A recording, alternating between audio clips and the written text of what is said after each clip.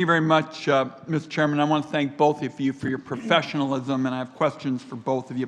Ms. Tinker, let me start with you and going back to my roots as the public member of the nursing home board at home in Oregon.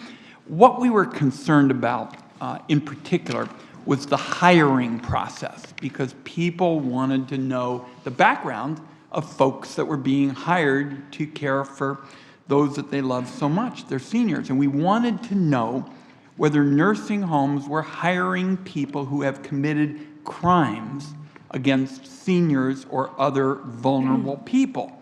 And families are trying to get that information, obviously, as well.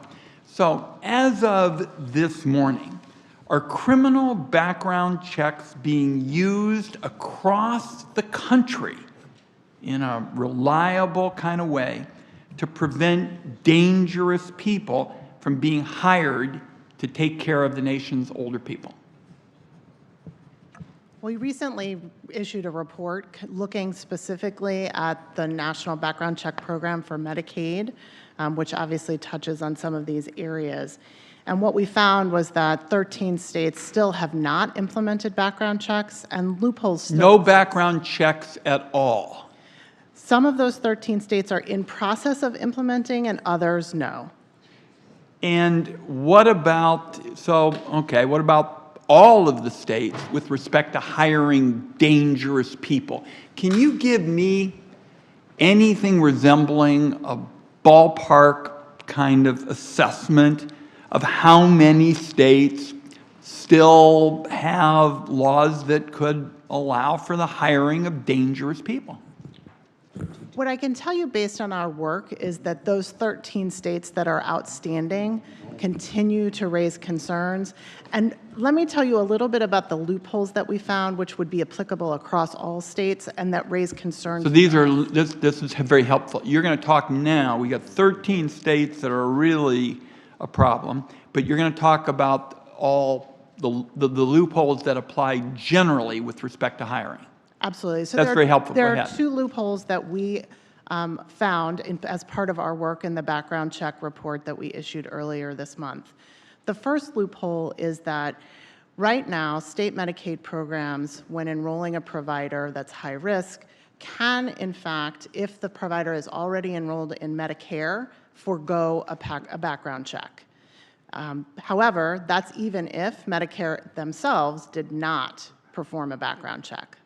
So that leaves open the possibility that somebody could become a provider for Medicaid and not have any background check in place. And when we recommended to CMS that they close this loophole, they did not concur with our recommendation. Okay. The second loophole I'd like to tell you about today is that one of the other big problems is that when background checks are being performed, we're looking at ownership structures and who is responsible for providing care. As part of that, providers are required to self-attest their ownership. Many states do not verify who the owners are, which means that there could be criminals who are part of the ownership structure that we would have no awareness of and who would not have background checks performed. Not until Jen tells me. Thank you. And I just want you to know the chairman and I and our very talented staff feel really strongly that there have to be robust background checks. And it ought to be from sea to shining sea. It is time to end this kind of lurching from one piecemeal approach or another and give families the security with respect to folks being hired. So we're going to follow up with you very closely on this. There's one matter I have to go into in the remainder of my time with Mr. Dicken, but I just wanted you to know that Chairman Grassley and I feel very strongly about closing